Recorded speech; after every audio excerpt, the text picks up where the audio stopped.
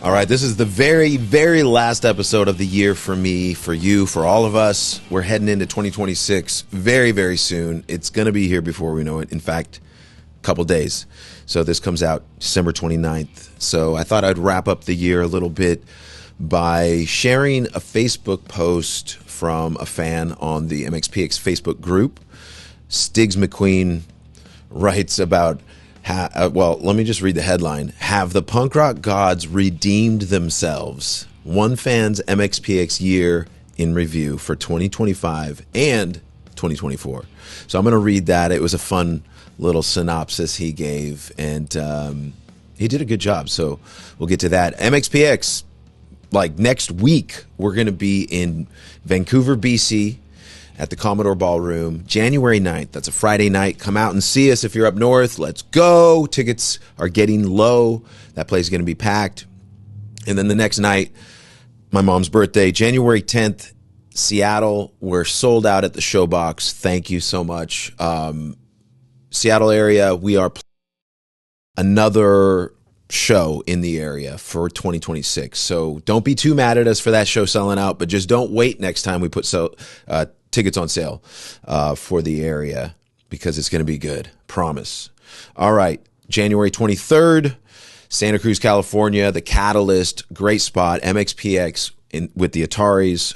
In BC, Canada, let me back up real quick. The Suicide Machines are going to be with us there, and Seattle. So it's going to be awesome. Love those guys. Jay and company. The bass player, she shreds. Anyway. And then with the Ataris in California, the Catalyst is a great spot. We haven't played there in 25 years or something like that. It's been a while. So San Francisco, California, the night after that. So that's January 23rd in Santa Cruz, January 24th in San Francisco at the Fillmore. Tickets available now. It's going to be awesome. I can't wait for those shows. And then we got 4 shows on the East Coast. Thursday, March 26th, 930 Club, Washington, D.C. Friday, March 27th, the Norva in Norfolk, Virginia. I just was in Norfolk with Goldfinger. It was awesome. Great spot. I want to say the Norva is even better now than it was back when we used to play there on tour. So I can't wait to get back with MXPX. Make sure you get those tickets. Saturday, March 28th, the Fillmore, North Carolina. It's been a minute since we've been to Charlotte. I was just there in the airport, but it doesn't really count. So we'll be back March 28th. And then last but not least, Sunday, March 29th, Charleston Music Hall in Charleston, South Carolina. All right, we'll see you all. Those dates are going to be with the Ataris. That's kind of wrapping up the whole Find a Way Home tour. So if you like Find a Way Home, you don't want to miss these shows. If you don't like Find a Way Home, you still don't want to miss these shows. Believe me, you don't have to know our new album or our new songs to enjoy these shows. It helps a little bit, but you don't have to know those. Most people pregame with the newer stuff to make sure that they know. And what I mean by pregame is when you're going to the show, you listen the first, even the week of the show, you're listening to the new stuff, the new albums, the new singles. I would check out 100, Worries. I would check out Can't Keep Waiting. Of course, the new album, Find a Way Home. Key songs off of that, Not Today, This Is What You Told Me, Stay Up All Night. And of course, we do a bunch of other ones, Ready to Rage, Call Me. Sometimes we'll throw in like an Undone or something like that. So anyway, the reason I'm mentioning that is because we're not going to be so heavy on that album. So when we hit Denver at Mission Ballroom, that's March 11th, it's going to be MXPX opening up Goldfinger, Zebrahead, and Homegrown. It is going to be a huge, massive event. I can't wait for this show. But we're not going to do the same set that we did last time we were in Denver, because that was a Find a Way Home set. So it'll be a little different, and it'll be all new, and we'll have. I love the idea of having like 2 different really just badass sets. And then of course we've got a festival type set. By the way, I want to say thank you to anybody that came out to see us at Punk Rock Christmas. This is the sign that was on our trailer door for our dressing room. and everybody, that was a huge success. You know, it wasn't sold out. It wasn't like insanely successful in that regard, but plenty of people came. It was a huge crowd. I was so proud. I was so happy. I know I mentioned this a few weeks back, but just wanted to mention again that everybody came out December 6th to Chandler, Arizona. Man, thank you. You have my heart. We had a great time. The set was awesome. All the bands were amazing. It was a little chilly out, but that's really the only complaint I had. It was like, it's a little cold. It's a little cold, but it wasn't freezing. We weren't snowed in or anything. Here's also shout out to Face to Face. Here's their sign on their dressing room trailer door. So these will go up somewhere in the studio. All right. You guys, I hope you had a great Christmas. Merry Christmas to you all. Christmas is over with. Now we're dealing with 2026, New Year's. What are you guys doing this week? I hope you're taking in the new year in some way that suits you. It's not going to be the same for everybody. Some people like to go out and party. Some people like to stay home or just have a nice dinner or just sit and reflect. Maybe you're going to write in your journal. I always try to write something in my journal at the end of the year. And that's also why I wanted to do this Facebook reading from Stiggs McQueen, because you know, it's kind of a fun take, and it's his personal, I assume, I don't know this person, by the way, I assume it's his personal take on what he sees as an MXPX fan.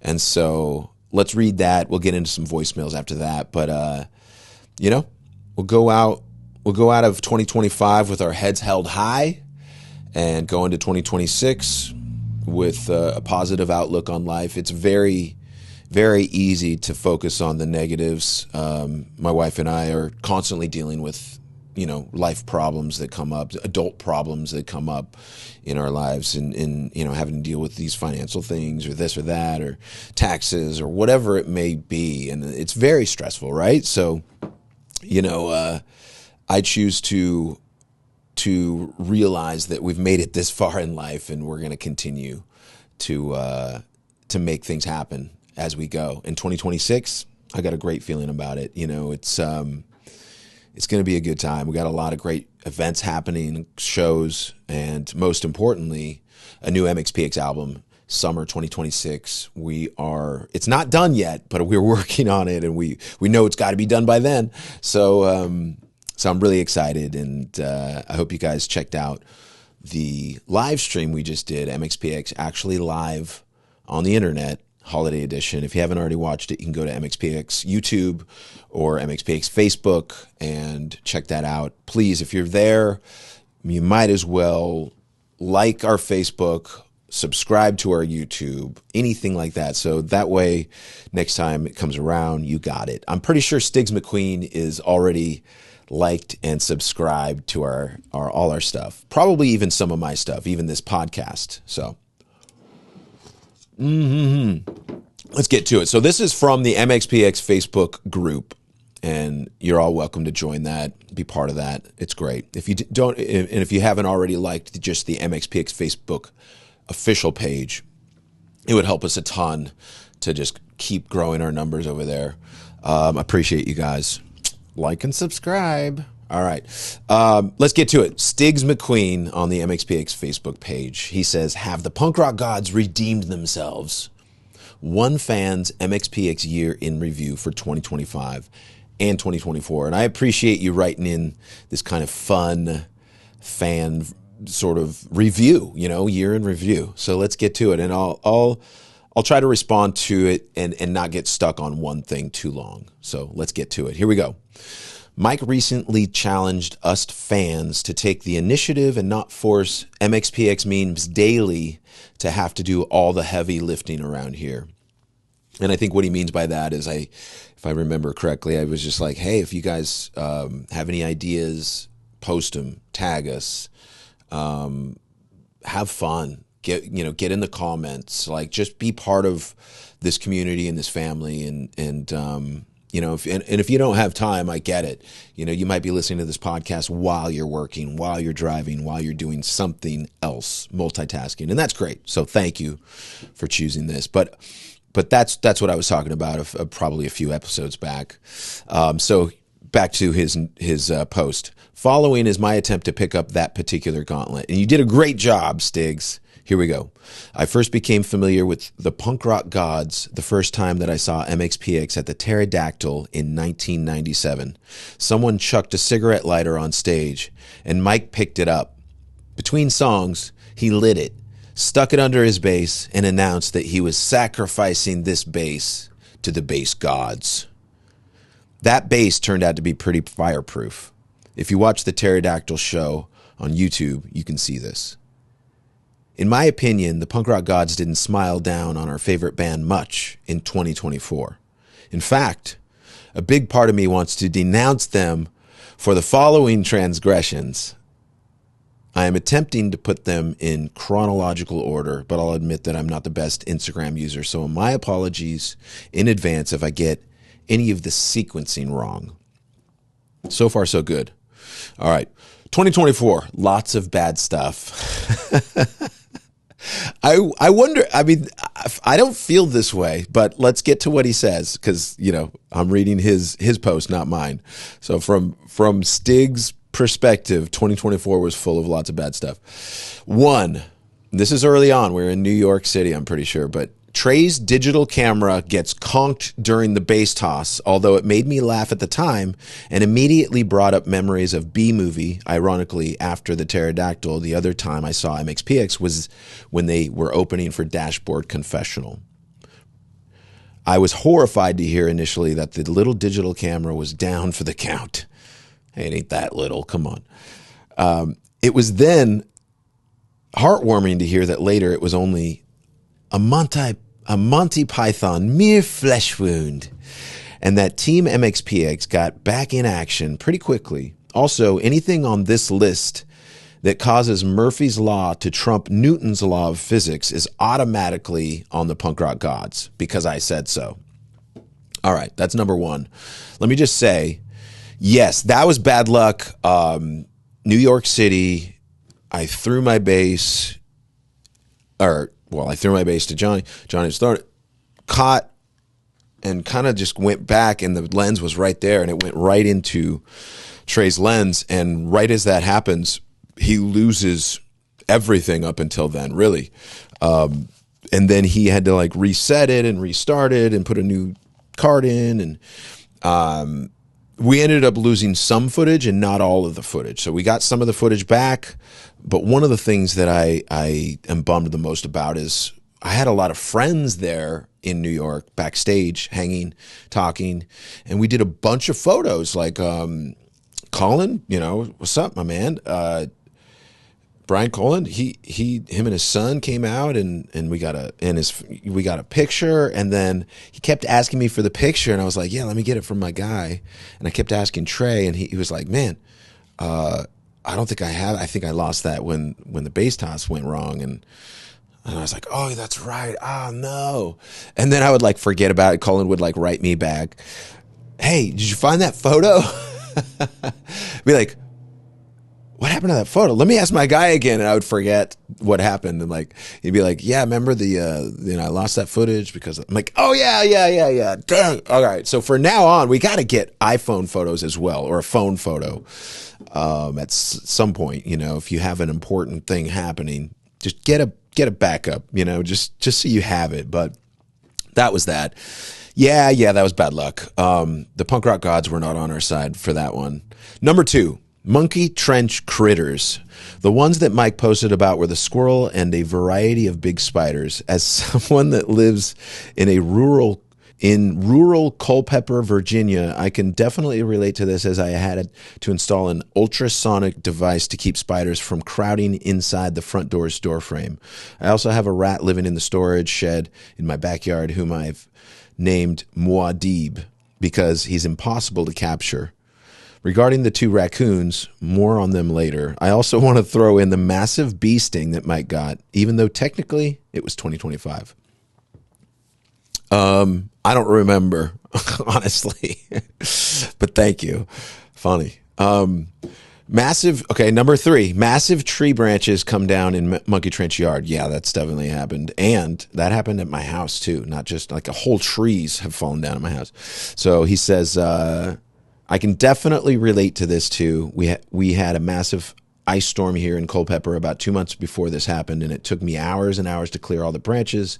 I was very fortunate the previous owner left me a tree saw in the shed, which turned out to be a lifesaver. Number 4, songs disappearing from Instagram and other socials. It's tough to put an exact timeline on this, and as a CD/physical media person, I don't know as much about it as other fans, but it's But if it's creating additional administrative work for the band and crew, then it's bad. I'll just say, yes, it is bad. It happens sometimes when licenses run out, when we a few years ago, we moved our publishing from one company to another, and that definitely caused some turmoil. For many years, my songwriting credits were all wrong and all over the place, and Tom Chichilla really helped reorganize a lot of that stuff. He had to call and do a million things. So all of this stuff is administration work, and it is management work, and every now and again I have to go sign into something and forward something or send something to management or to Mark or somebody on the MXPX team, but it is a big pain in the ass, not gonna lie. Thanks for acknowledging. All right, number 5, Fletcher. More about him at the end of this post. Okay, this is still 2024. Number 6, Mike's toe injury from playing with Goldfinger. This made me feel bad because when Mike had Mrs. Michelle Herrera on his podcast, he mentioned, that's my mom, he mentioned that avoiding, I think that's who he's talking about, my mom. Yeah, Michelle. Duh. Sorry, I'm spacing out. I got thrown off by the MS.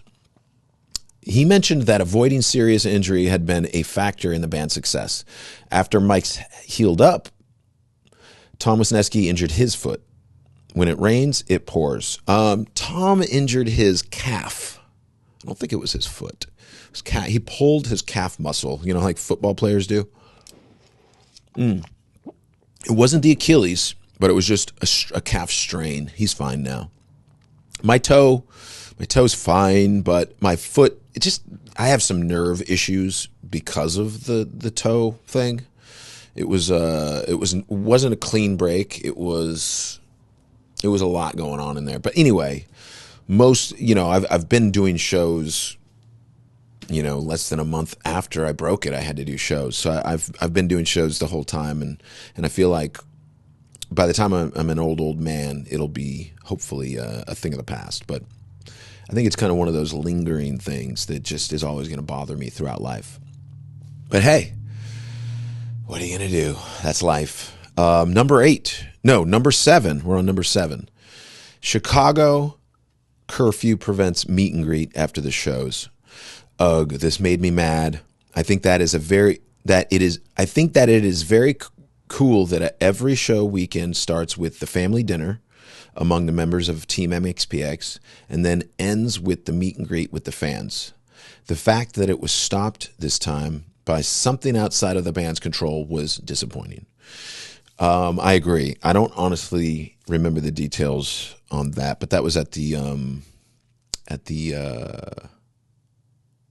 was in Chicago. Yeah. All right. Moving on. 8. We normally do meet and greets as much as we can. Obviously, sometimes it doesn't work out, but most of the time it does. And sometimes the lighting is so terrible. And believe me, we're super bummed when the lighting's bad, and we try our best to have it in a spot where there's lighting. So just know that if the lighting's not good, we're bummed as well. All right. 8, LA wildfires prevent Set Afire from getting the marketing push it deserves. Again, I can't stand seeing the band getting broadsided by something completely beyond their control. I do hope that Can't Keep Waiting, Set Afire will get more love by the fans over time, even though it is a digital only and hasn't gotten a physical release. Like other fans in the Mid-Atlantic, I've been waiting for shows out here and bought my ticket to the Charlotte show right away. Given everything that I've listed above, when taking the stage, part of me wants the band to license Tina Turner saying, "We never do nothing nice and easy," and play that over the loudspeakers, even though they may need to pay a lot to do that. I remember hearing how much the Offspring paid to get the Swedish Chef and thought it was nuts. This summer, my conclusion from all of this was that during the filming of the Mike Herrera podcast, it should have been the punk rock gods that were mooned and not Mike Herrera. Given the above, that's an inside joke. If you listen to the podcast enough, you might remember I got mooned by someone's, multiples, and yeah, they should have mooned the punk rock gods. Given the above, did the punk rock gods redeem themselves in 2025? Let's have a look. Before we get there, can I just mention about the wildfires and Set Afire? Yes, you're absolutely right. We could not believe how devastating those wildfires were in California, and it was devastating to a lot of people close to us. So some of our really good friends, some crew, former crew members, and some people literally lost everything. And so it was a little insensitive to keep pushing that song, Set Afire, because that's what people were doing down in California, setting fires. And it was almost like threading the needle, because not too long before that, maybe a year before that, there was the Maui fires, where it just devastated half the city of Maui. And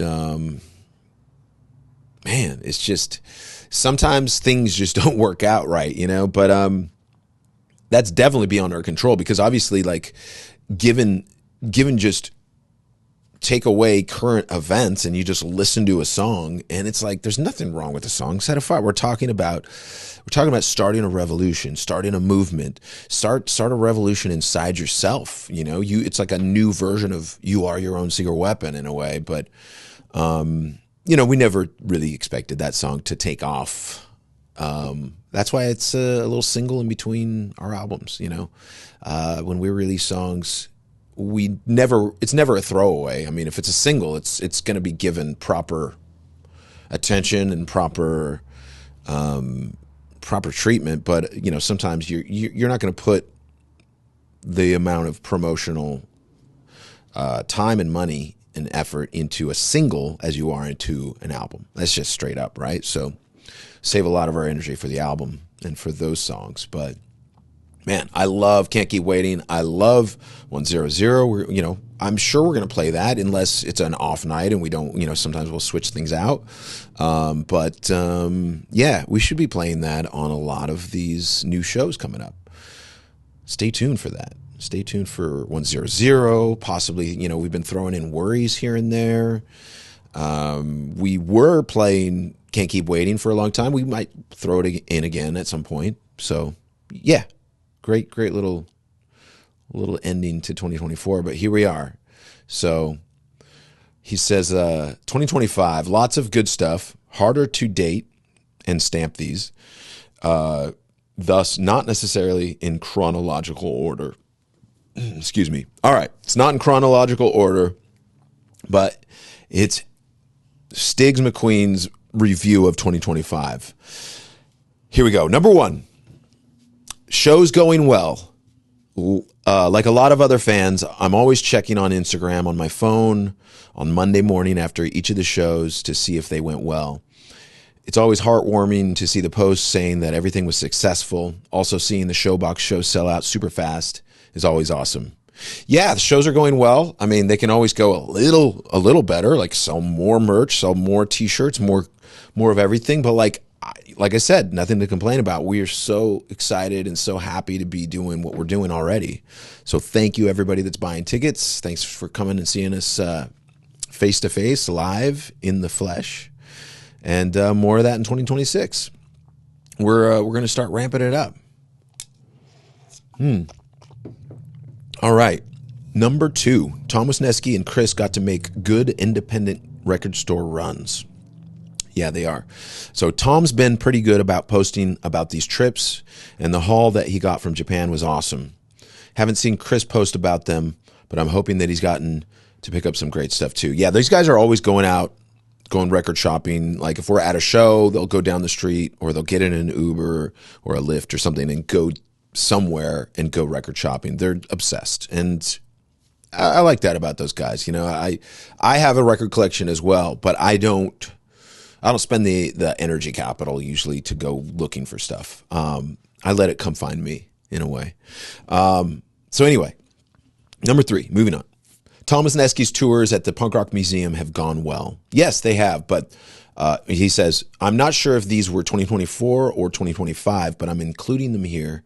I haven't been to Vegas since circa 2005, but if I were to go, I would definitely want to see the museum. Have heard great things from everyone who has gone. Yeah, that was probably both 2024 and 2025. Tom has done tours the past couple years around the time. The first time was when we were doing When We Were Young festival in Vegas. So he did one at like midnight the night before we played, and then he did one like after, the day after we played. And then this year, yeah, he did some, I think when We Were Young was in town again, or it was something like that. He went down and did a tour or a weekend of tours. And yeah, he's great at it. I actually went to the Punk Rock Museum for the first time when Goldfinger was in Vegas playing. I took a car down there and met Jay. Jay from the Suicide Machines was down there, and he was doing his own tours, and so I actually got a personal one-on-one tour from him. He gave me a tour, and then we did some promos together, and just hung out and talked. I played my bass in the jam room, and it was like, all right, this is cool. All right, so yeah, it was fun. It's fun. It's cool to check out. Number 4. Release of 1007 7-inch went well. This is a creative and unique idea for a song by Mike. Everyone likes a good sing-along, and I do love this song and would love to see them play it at the Charlotte show. Yeah, like I was saying earlier, we probably will play it. I'll try to make sure we leave it in for Charlotte. Since you're coming to Charlotte and you're writing all this, make sure you remind me. But yeah. I really, we love playing that. We've been playing it, I don't know, since we started doing shows at the end of this year, 2025. So, number 5, Mike's relationship with the Seattle Kraken and Bremerton Sockeyes. This is hockey we're talking about. This has been cool to see. I've only been to 2 hockey games, with one being between the Washington Capitals and the Minnesota North Stars, RIP in the 90s, and then the San Antonio Rampage. Can't remember the opponent more recently. As a sports fan, I am very dismayed about how the careers of guys like Paul Carrea and Pat LaFontaine ended, and it certainly discouraged me from wanting to follow hockey more closely. But it's been cool to see folks in YouTube comments saying that the sport has come a long way since then, and that if those 2 guys came along today, they'd have much longer, more productive careers. You know what? To be honest, I don't know who those people are, and I'm sure most hockey fans probably do, but I have gotten really tight with the Seattle Kraken team and the Bremerton Sockeyes. This year, I went and saw, and I threw a ceremonial puck down to start the game for the Bremerton Sockeyes. So, like, I love being part of the excitement of hockey, and the fact that I can be part of a local community makes it even better. So, just a little MXPX love. A lot of these people are familiar with my band and their fans. And so when the right people call, I got to go check out some hockey. So like I've gotten to like just hang with some of the crew and get to watch practice or get to watch their warm up. And yeah, it's been very cool. So shout out to the Seattle Kraken, shout out to Bremerton Sockeyes. Let's keep going. Let's keep it rolling. Woo! All right. Number 6, Ernie Ball release. Okay, Ernie Ball bass release went well. I've mentioned in the other threads that I'm a non-musician, so I can't comment much on this. I will say that seeing how excited the fans are who get them is a lot of fun, and it sounds like everything has gone well with it thus far. Yeah, pretty simple release, but thank you everyone that has supported and bought a bass or bought a bass for someone else as a gift. It really means a lot, and the fact that I could finally release a bass that was more affordable, a better price point for just the average person that maybe doesn't want to spend, a top-notch dollar on the very best of the best type instrument. So you get, I think for the money, you get an absolutely beautiful instrument, and it's the Find a Way Home orange color, and that's what I call orange creamsicle. And we worked with Sterling by Music Man, and they're owned by Ernie Ball. Of course, it's basically an Ernie Ball company, but they're made in Indonesia. So shout out to Indonesia. We love Indonesia over there, and so they were able to get a bunch made, and they all sold out. The first round sold out in the first weekend when it was released. Again, thank you so much. And I'm pretty sure the second round got made back in stock in December. And hopefully we sell out again. We'll see. Maybe they made more this time. They're like, okay, there's an audience here. So, I haven't really pushed it super hard. And honestly, I don't know if I need to, but I appreciate absolutely everybody. It means everything just to, have the honor of having my own signature bass again, like over and over. And now I have an actual like a not just like a few made, like 100 made or whatever, but like hundreds made. So it means a lot. Thank you. All right. That's 2025, right? A couple more. 7 band members appearing on other podcasts. In 2025, Mike, Tom Wisniewski, and Yuri got to make guest appearances on podcasts. Mike's podcast is awesome, but I also love it when he and his bandmates appear on other podcasts as well. When Find a Way Home got released, Mike made a ton of these appearances, with some being on music podcasts with hosts that don't listen to punk. Try it, and they tried Find a Way Home and absolutely loved it. Would love to see another round of this when the new record drops this summer. That's fair enough. I don't see why we won't do some other podcasts aside from this one when we start talking about the new album. So, yeah, great comment there. Number 8, Tom Chichilla's Instagram post on living in New Orleans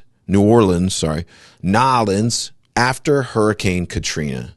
Yeah, this is a good read. He says, "This really hit home for me, and if you haven't read it, you should bring it up and read it right away.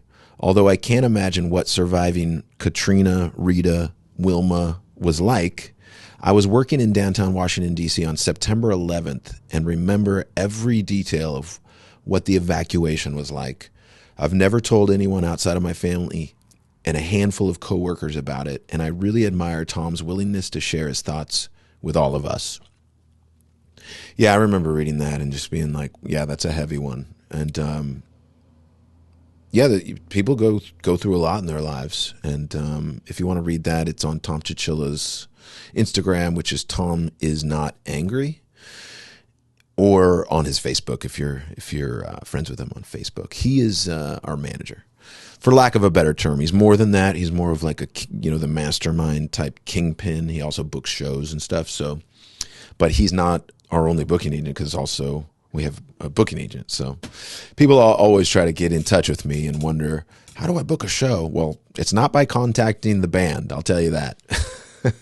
Not when you're, like us, we have people doing the work. So anyway, contact management, contact our booking agent. And if you can't find that or don't know that, then you probably shouldn't be booking a show. That's the general sentiment. So number 9, Mariners come within a cat's whisker of the World Series. Not very long ago, Tom Wisniewski was joking on a live stream that Seattle baseball fans needed to be re-educated about what a pennant is, because the Mariners had been so bad for so long. This year, seemingly out of nowhere, they came within a game of making the World Series.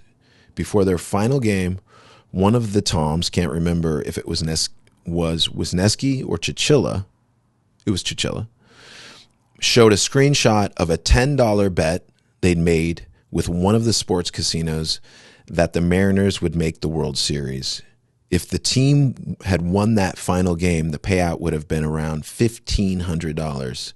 Being in my late 40s, this made me think of William Refrigerator Perry scoring a touchdown in the Super Bowl that caused catastrophic financial loss for the casino owners. As an MXPX fan, I would have loved to see the Mariners win that game. Oh my good. Yeah, that series, that playoff, that whole run in the playoffs almost to the World Series with the Mariners was so magical because I'll talk about this more in the future, but it was very magical because the band was hanging out a lot. We were working on new songs and we would put the games on. And so we all experienced the hope, heartbreak, and all the emotions. We experienced that together while we were working on new songs for the new record and just hanging out. And so I'm not gonna forget that for a long time. I'm not going to forget that series and how close we came. And, now we have the Seahawks had an amazing Thursday night game a couple weeks ago against the Los Angeles Rams. And now by the time you see this, who knows what's happened, but it's like almost the end of the season. And I'm just like, we could go on a run in the playoffs and hit the Super Bowl again. We have the skills. We have the team. Let's go, Seahawks. Let's go. So if you're an MXPX fan, you kind of like, you might have your favorites because you're from a different city, but a lot of people end up kind of having like, okay, well, when my team's out, then I'll start rooting for my band's team, which is Seattle Seahawks, Seattle Kraken, Seattle Mariners. We love it. So, of course, when we get the Seattle Sonics back, we're going to start rooting them on for basketball. But until then, it's all about the Seahawks, Kraken, and the Mariners. All right. This is almost done, you guys. Number 10, the two raccoons. Mike's play-by-play was fun. Had honestly never heard the term trash panda before and had no idea that the Ataris have a song called that. While watching this at work, volume on phone muted, I immediately thought it needed a proper soundtrack. Either MXPX Memes Daily or Bob McKnight was quick to oblige, going for George Michael. I myself would have immediately gone for Salt and Pepper, but George Michael was also an excellent choice. Shout out to Memes Daily or Bob or whoever y'all made that addition. Okay, so for context, if I'm remembering correctly, I made a play-by-play of these. I was filming these raccoons on my deck, and they were lovingly wrestling around, kind of like, are they making love? Are they fighting? We're not really sure. So that was the context, and the community's so great. Like I said, it was probably MXPX Memes Daily, and if you don't already follow MXPX Memes Daily on Instagram, please go follow him, and go follow Bob McKnight on Facebook. I would say he's on there more. He's just Bob's sort of, for the podcast, he's the personality that is good to know for the podcast, and I would say Facebook. But Instagram, MXPX Memes Daily, all day long. All right. Number 11. This is the last one. Fletcher. Technically speaking, he said up front that the destruction of the orange creamsicle base was a sacrifice to placate the punk rock gods. By way of quick reference, the final NoFX shows occurred in October 2024. Thus, do we have Fletcher to thank for the punk rock gods smiling down more favorably on MXPX in 2025? I'll let all of you draw your own conclusions about that. Well, I'll say one thing. That orange base that Fletcher destroyed was the one that was made, that I played in, the first time I played it was at the Palladium in Hollywood, California, January 2024. So I had it all year long, and I had been playing it at those shows, and I loved it. It was perfect. It was just settling in, and I don't know, just I think something, I had a feeling, a weird sensation, and so I had both basses with me, but I didn't want to bring the turquoise because the turquoise it was my very first signature series bass that was ever given to me, sent to me by Ernie Ball. Like when that was the first one, and I didn't want to risk that for anything. And I still play that at all the shows. I play that, and the turquoise bass that it was made after, I don't even bring on the road anymore. That stays in the studio, and I play that one when I record. So, and actually this, maybe not for every record, but I used to play that one, and I think now I play even the new actual signature series. Little context there. So I had a feeling, a weird gut feeling. That's why I brought out the orange, because I was like, well, this is the newest bass, and the newer the bass, the less sentimental value, right? Like it's just a bass that got sent to me. So I'm going to play this one. And sure enough, he did. He's like, it's a sacrifice.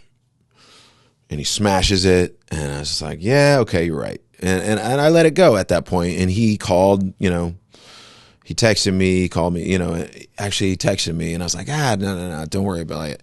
Like cause he wanted to pay me back. He's like, I'll give you, $2,500 or whatever you want, $3,000 or, and, I could have taken his money, but instead I just like him. I like to have one over on him. Like now he owes me a favor, but not anymore, because I smashed one of his guitars in San Diego. Smashed one of his guitars at Punk in the Park in San Diego. So we have the video, and I wonder if I don't know if you know if I posted about it, but I should. Anyway, do we have Fletcher to thank? Maybe the punk rock gods are smiling upon us. I'm going to go ahead and run with it, because Punk Rock Christmas went well, and I'm sure a lot of people wanted that to fail. So, and it didn't. It was successful. So, the punk rock gods smile upon MXPX. Thank you. Let's go into 2026 with a positive vibe, a positive attitude, and we're going to make it. All right? We are going to make it. Thank you again. Let's get to a couple voicemails, and then we'll call it a day. All right, here we go. Hey, Mike. My name's Van Loo. I'm a good friend of DeVore. Hold on. Here we go. Hey, Mike. My name's Van Loo. I'm a good friend of DeVore, and I was at the Punk Rock Christmas, and I got to bring my 20-year-old nephew who likes hip-hop, and it was his first experience, and you're right. It was such a magical moment, and DeVore is such a great dude. He lives like 2 miles down the street from me, and we're actually personal friends, and just the energy at that show was just incredible, and it was so fun, and bringing him out there, and just, man, he's such a great guy. Like, my dad died of brain cancer. I'm actually from the Portland, Gresham area, up your area. I'm the same age as you.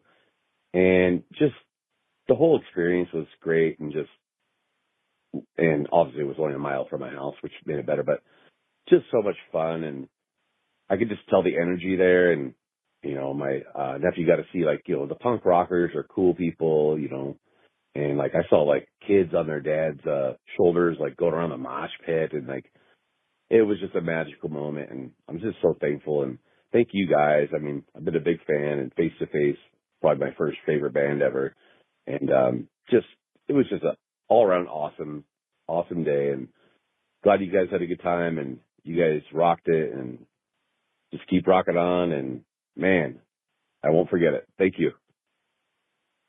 Thank you so much. Thanks for the call. Thanks for saying that, man. I mean, yeah, it was a magical moment. It was like, we can have nice things now and again, right? Like that's what it felt like. It was like, and so many times in this business is, even some of the things that Stiggs mentioned. Shout out to Stiggs one more time for that amazing review. Sometimes it's just so hard, man. You're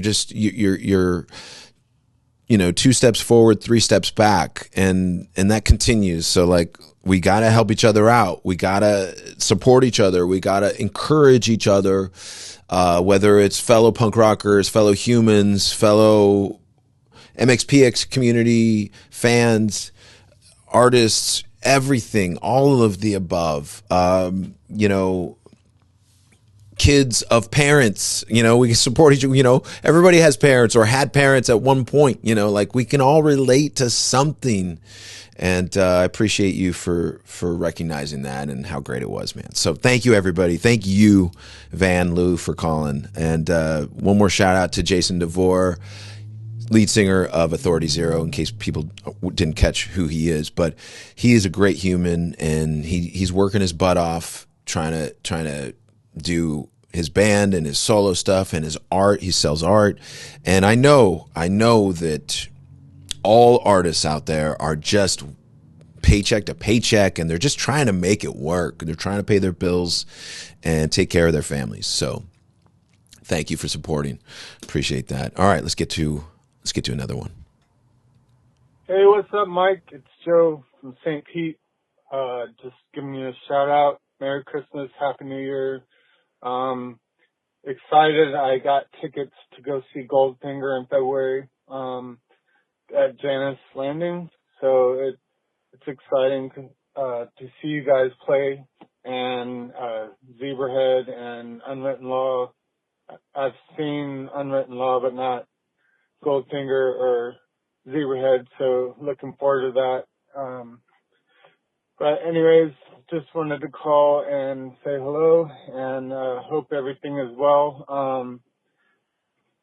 What is your favorite memory as far as touring with Goldfinger? I've heard stories about like MXPX, but be cool to hear like some of your experiences with Goldfinger and playing with them on the road. Just wanted to call and say hello and Merry Christmas, Happy New Year, and I'll see you guys in February at Janus. All right, take it easy. Rad. Yeah, I'll see you in February, Janus. I'm going to be doing a lot of Goldfinger shows in between MXPX shows. And of course, MXPX, Goldfinger, Zebrahead, Homegrown in Denver, Colorado, April 11th. That's a Saturday at Mission Ballroom. Going to be a big old event. Going to be awesome. Tickets on sale already for that. Joe, all right. Goldfinger, favorite memory. There's so many. I've been in the band since 2013, I think, 2012, 13, somewhere in there. But, so there's a lot of memories, but I'll just mention one little quick, easy one. I was on Warped Tour doing the acoustic tent just because Kevin was like, hey, will you come out and play a couple shows acoustic? And you can ride on my bus. So I was literally riding on Kevin's bus and just doing a few shows for the acoustic tent. And I was there for a week, and John Feldman, and I had played maybe, I don't know if I guess I had done the Australian tour already with him, and maybe a couple things, Florida, New York. But it was still early on. It was like, I want to say the year was probably 2015, somewhere in there. But anyway, he calls me and he's like, hey, can you come to Hawaii this weekend?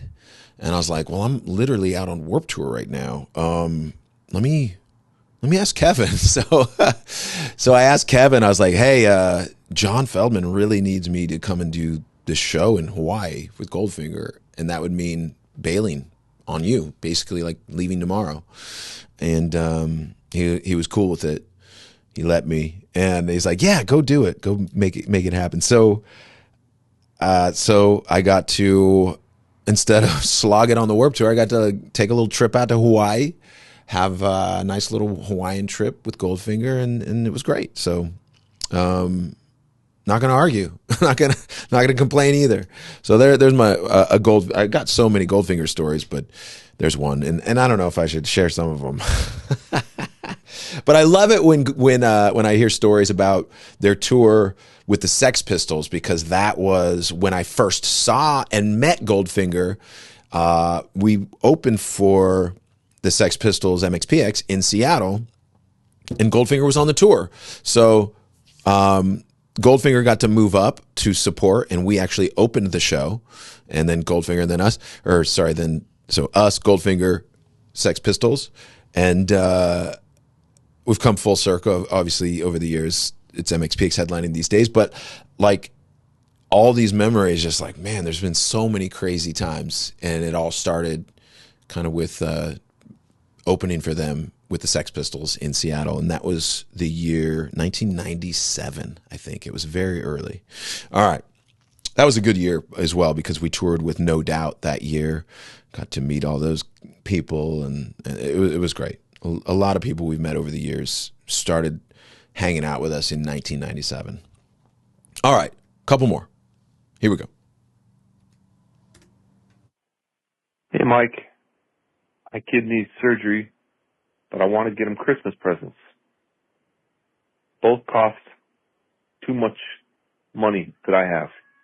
How do I pick which one?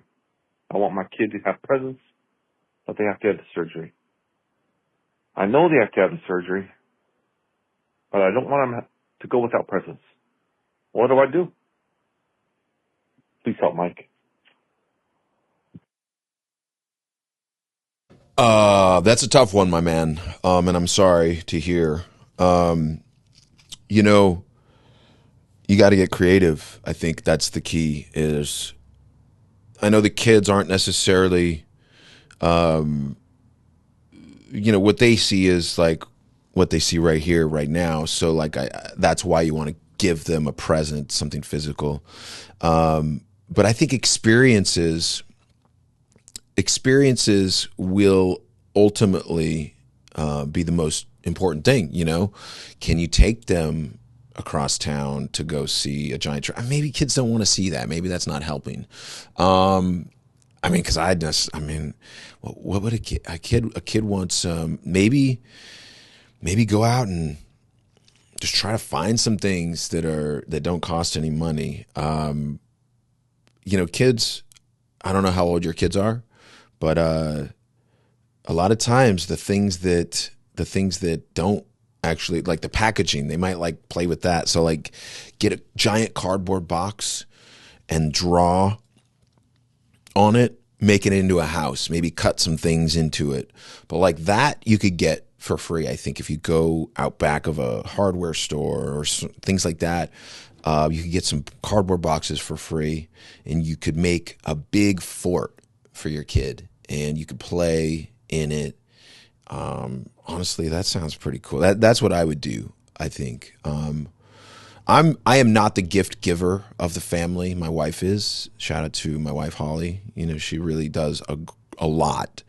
And this year, we didn't have really a lot of extra money, and so what she did was we've been putting a lot of stuff on our credit card, and because of that, we get a lot of credit card points. And so we bought most of the gifts for our kids with credit card points. Now, that doesn't help you necessarily because that's still like having to use a credit card or whatever. But like, I think,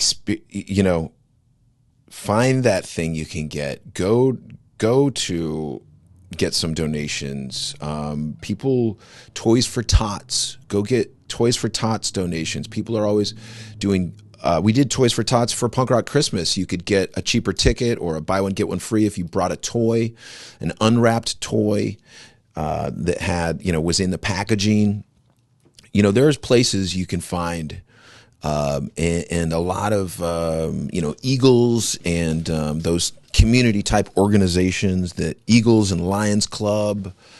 Look there. Salvation Army is another place to check out. I know that it's already past Christmas, but I'm just getting to this now, so I don't know what you ended up doing, and I'm sorry that I didn't get to your message in time.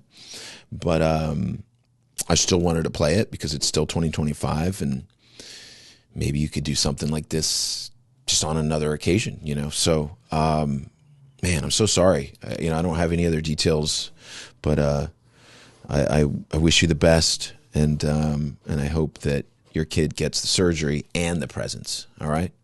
All right. Let's do one more.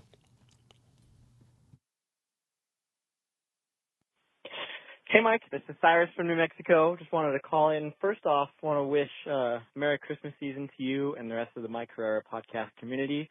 Shout out to the track Christmas Night of Zombies, which, in my opinion, is a very hilarious piece of MXPX lore. If you know, you know.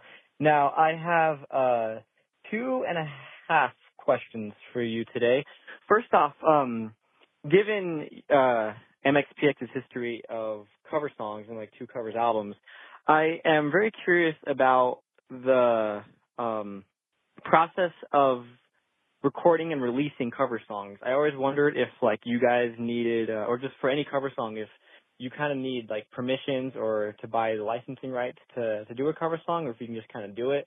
I'm kind of learning how to like record stuff myself, and I like to do some cover songs, but obviously I want to just kind of know about the legality of that, if you will, from obviously someone who has had a lot of experience doing some cover songs before. My second question comes from a recent podcast I heard from you where you were talking about the understandably frustrating release of Let It Happen in 1998. Obviously was released without the band's permission by Tooth and Nail. So I got kind of curious about the re-release of Let It Happen in 2006. I believe when you guys signed back with Tooth and Nail after a while. I'm kind of curious about like the thought process behind that.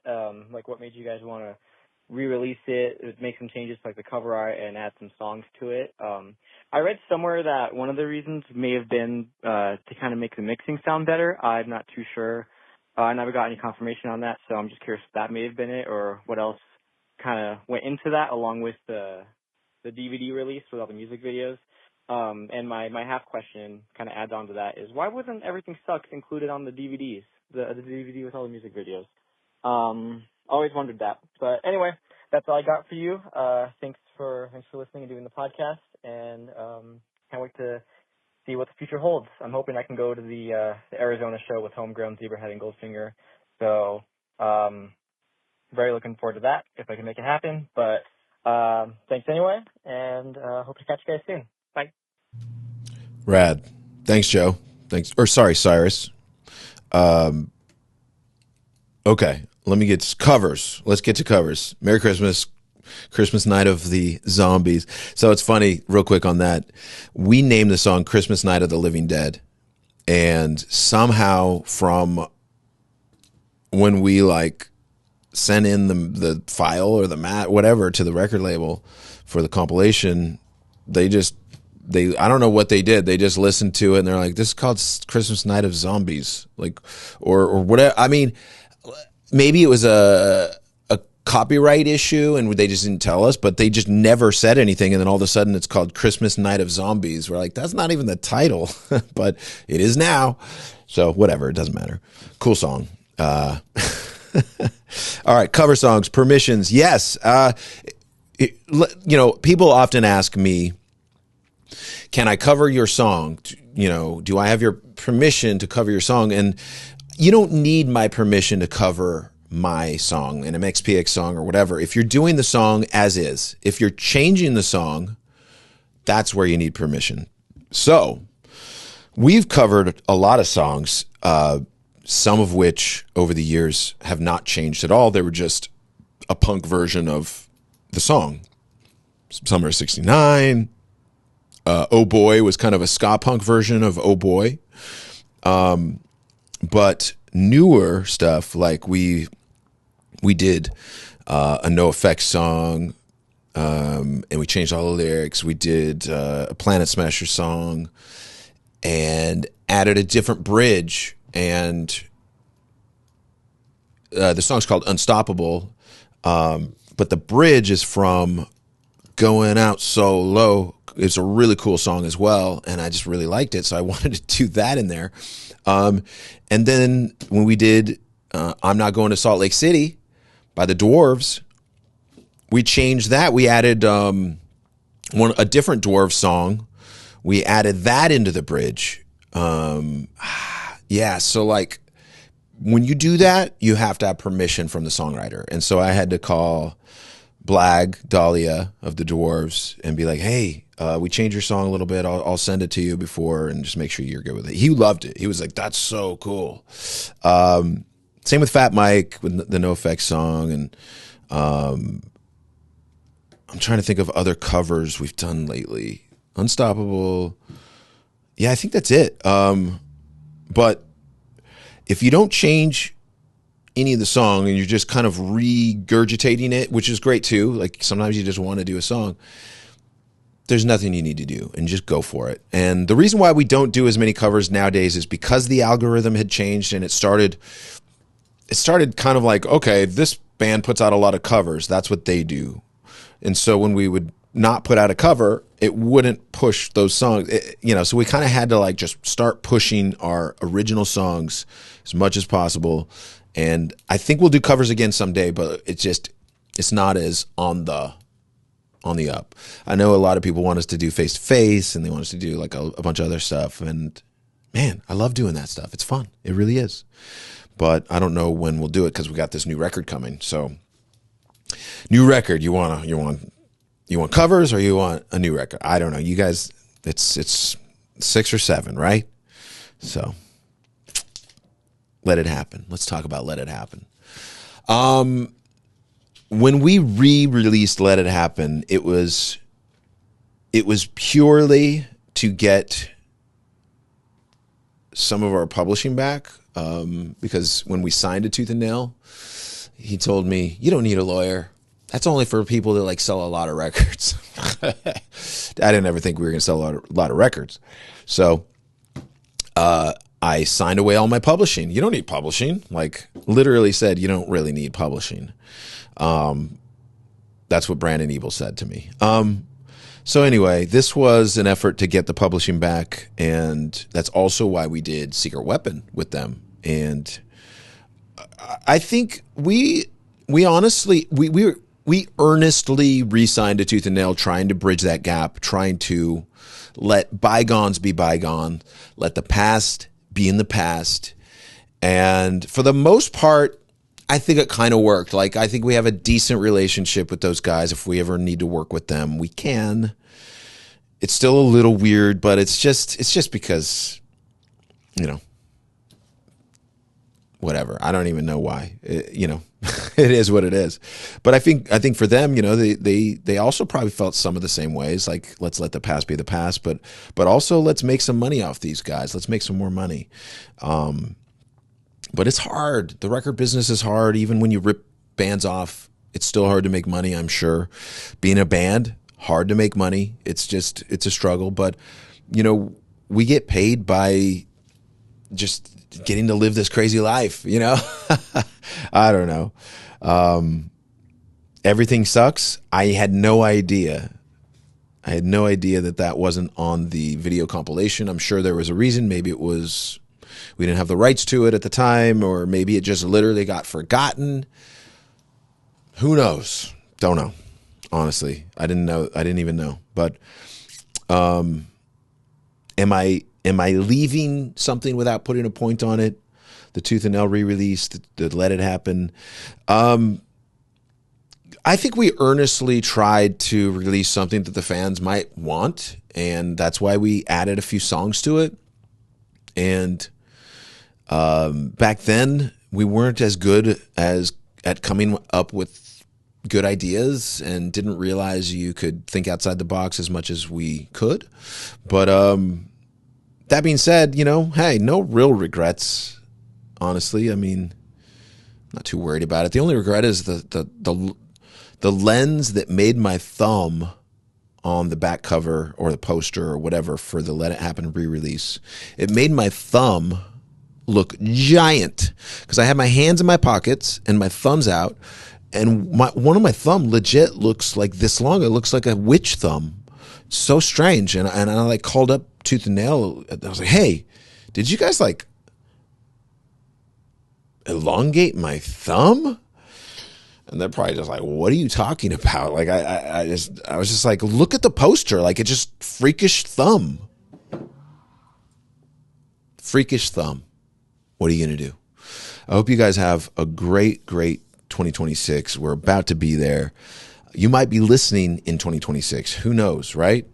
MXPX.com. We've got merch. We've got vinyl. We've got even some love we can bring you. We've got a lot of music up there. Got shows.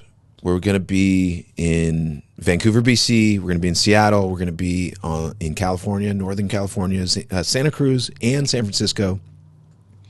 And then March, we're going to be in Washington, D.C. We're going to be in Norfolk, Virginia. We're going to be in Charlotte, North Carolina. We're going to be in Charleston, South Carolina. That's in March. Go get those tickets. And then, of course, Mission Ballroom, Denver, Colorado, Saturday, April 11th, MXPX, Goldfinger, Zebrahead, and Homegrown. We used to play with Homegrown all the time. They would always come on tour with us, and a lot of people probably saw them way back in the day. And it's just a cool lineup. I can't wait for that show. It's going to be awesome. All right, you guys, thank you for your support. Thank you for the love. I wish all the best to you, especially the guy that called in about his kid that needs surgery. I hope that all the positivity happens to you and your family coming into the new year. Okay? All right. Thanks for calling in. If you guys want to be part of this, the number is 360-830-6660. Call in, leave a message, leave me a story, leave me a question, a topic, whatever it is. But it's been good. It's been really good. So I appreciate your calls. All right. Peace. Shout out Bob McKnight. Much love to you, homie. Now it's finally over. Peace.